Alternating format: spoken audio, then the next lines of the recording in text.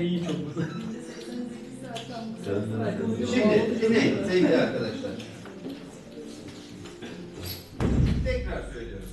Eğer akorun kök sesi basa gelmişse, mesela do mi sol akorunun do sesi bas partisine gelmişse bu bizim kök akorumuzdur. Buna 3-5 akor da denir ama 3-5 diye yazılmaz.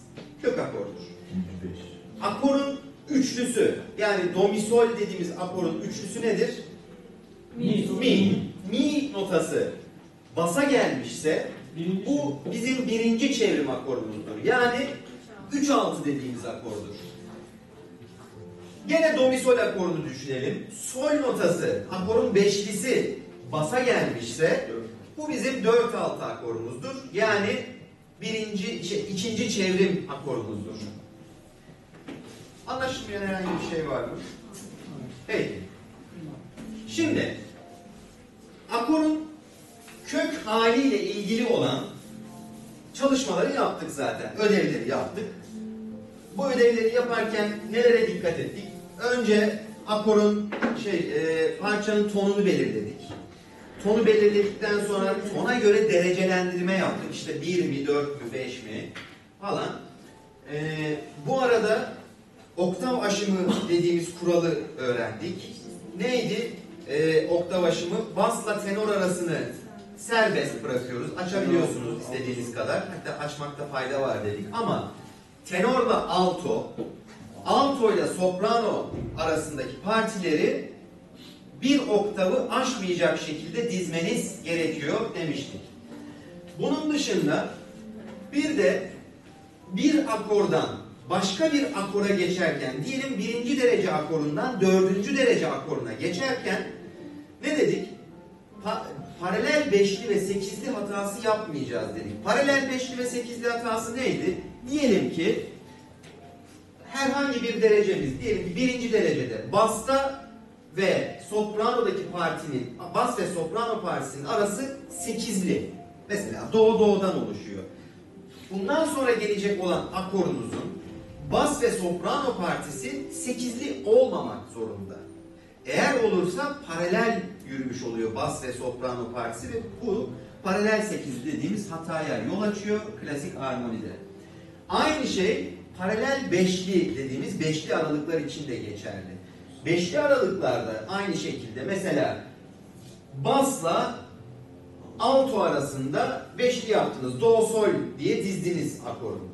Ondan sonra gelen akorda, bir sonraki akorda bas ve alto arası beşli ise bu gene paralel beşli hatası oluyor. Aynı partileri, beşli ve sekizlileri paralel yürütmemeniz gerekiyor. Başka herhangi bir şey, kuralımız var mıydı gördük? Neyi görmüştük? Tabii bunları yaparken en temel kurallarımız. Bunlar hepsinde geçerli. Çevrim akorlar, bundan sonra göreceğiniz bütün konular için geçerli bu söylediğim. Paralellikler, şunlar bunlar. Ne dedik? Dominant akoruna geldiğinizde bir kere bir oturup şöyle bir düşünüyorsunuz. Çünkü dominant akorunun belli kuralları vardı. Dominant dediğimiz 5. derece akoru. Neydi bu kurallar? Bir kere dominantın üçlüsünü katlayamıyoruz. Yani akoru dizerken dominantın üçlüsünü bir kereden fazla yazmamanız gerekiyor. Neden yazmamanız gerekiyor? Çünkü buna bağlı olan bir kuralımız var. Dominantın üçlüsünü bir kere tonik akorun kök sesine çözmek zorundasınız. Çünkü o bizim dominantın üçlüsü dediğimiz ses aynı zamanda tonik akorumuzun da sensibil sesidir. Dolayısıyla onu çözmeniz gerekiyor. Ve eğer iki tane üçlü kullanırsanız 5. derecede dominant akorunda her ikisini de çözmek zorundasınız ve her ikisini de mesela do majör üzerinde düşünürseniz 5. derece dominant akorumuz sol, si, re, si diye yaptınız. Şimdi bir burada si kullandınız. Her iki si'yi de kendi partilerinde do'ya çözmek zorundasınız. Dolayısıyla si, si, do, do gibi bir paralel sekizli hatasına düşüyorsunuz. Bundan dolayı dominantın üçlüsünü katlamıyoruz. 2 kere kullanmıyoruz. Ve dediğim gibi dominantın üçlüsünü tonik akorumuzun kök sesine çözmek zorundasınız. Bunlar sizin zorunlu olarak yapacağınız şeyler. Ama dediğim gibi aynı zamanda bunlar size bir kolaylık da sağlıyor. Çünkü dominantın, şöyle söyleyeyim, dominant akoru yazıldı mesela. Şimdi bas partisini ben vermişim. Dominantın üçlüsü var bir de. 2 tane parti. 2 partimiz hazır. Bas partisini ben vermişim. Dominantın üçlüsünü de zaten toniğe çözeceksiniz. 2 partiniz hazır olarak geliyor. Siz sadece geriye kalan partiler hangilerse onların yerlerini tespit edeceksiniz. Burada da size tavsiye edilen şey neydi? Bir kural değil ama tavsiyemiz neydi? Eğer birbirine bağlayacağınız akorlar içinde ortak sesleriniz varsa, ortak sesleri aynı partide tutuyoruz. İyi yaşa. Ve ortak olmayan sesleri de birbirlerine en yakın yerlere taşıyoruz. Eğer bağlayacağınız 2 akor arasında ortak sesiniz hiç yoksa bu sefer yine ikinci kuralımız, daha doğrusu tavsiyemiz geçerli. Ne yapıyoruz? Bütün sesleri birbirlerine en yakın yerlere taşımayı tercih ediyoruz. Bu tavsiyeye uyduğunuz sürece paralel beşli ve paralel sekizli hatasına düşmeniz çok zor. Şimdi tekrar geldik çevrim akorlara. Çevrimleri anlattık. Birinci çevrim nedir? İkinci çevrim nedir? Şimdi birinci çevrimle ilgili bir başlık atalım. Birinci çevrim diyelim. Yanına da parantez içinde altılı akor diyelim.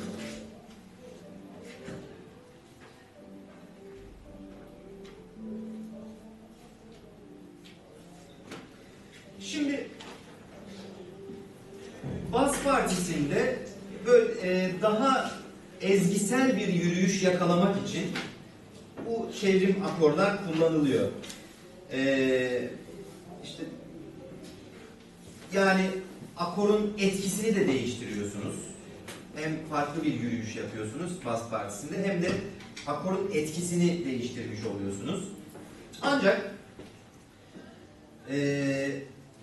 birinci çevrim akorumuzu kullanırken uymamız gereken bir tane kural var. Şimdi kitapta bol bol örnek yapmış, bol bol anlatmış altılı akorları. Onlara da bakarsınız tekrar ama bizim burada özetle uymamız gereken bir kural var. Eski öğrenciler hatırlar mı o kuralı? Altılı ile ilgili. Basa gelen üçlü altıya katlanma. Evet. Şimdi diyelim ki do majör tonundayız. Ve bir altılı akor kullanacağız. Yani birinci çevrim akor. Ne olacak? Basa hangi ses gelecek? Do majördeyken mi sesi gelecek. Mi'yi yazdık. Diyelim buraya do yazdık. Mi, do, mi, sol. Akorumuzu dizdik. Şimdi bakın. Buradaki kuralımız şu. Bastaki üçlü, basa gelen üçlü altoya katlanmaz. Eğer böyle dizerseniz bu bir hata. Alto dışında istediğiniz yere katlayın. Mesela mi, mi, sol, do. Veya mi, do, sol, mi şeklinde katlayabilirsiniz. Yani dış partilerde olabilir. Bas ve sopranoda olabilir. Bas ve tenorda olabilir. Ama birinci çevrim akorunuzun basa gelen o üçlüsü yani mi sesi altoya katlanmaz. Bu bizim birinci çevrim akorlarla ilgili kuralımız.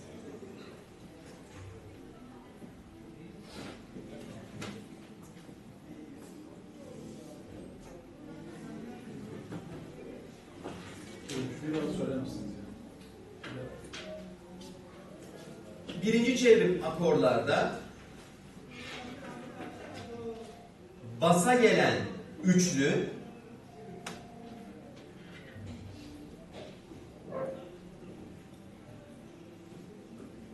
altoya katlanmaz.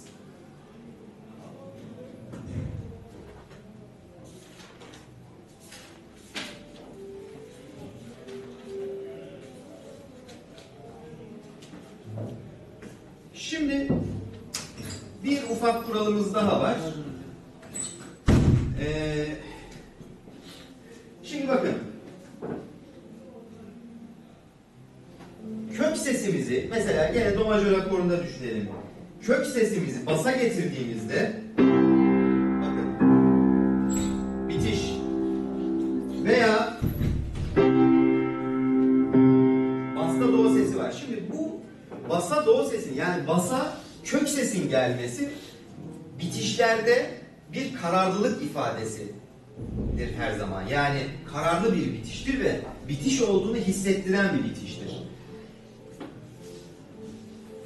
Basa üçlü geldiği zaman yani altılı akor konumuna geldiği zaman hiçbir zaman kök sesin basa geldiği kadar kararlı bir bitiş olmaz. Dolayısıyla kararlı bir bitiş olmamasından dolayı bu kuralı da yazalım. Bitiş akoru birinci çevrim olarak kullanılmaz.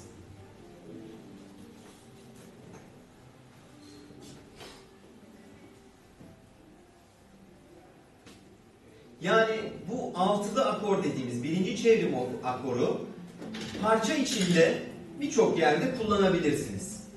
Ama bitişte kullanmıyoruz. Parçanın bitiş akorunda hiçbir zaman altılı olarak akoru kullanmıyoruz. İkinci çevrim mi demek?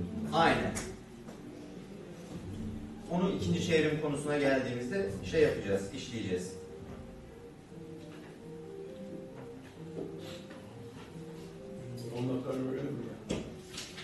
Evet.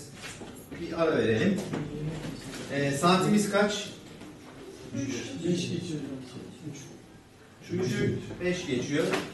3.30'da burada olalım. Yeterli değil mi?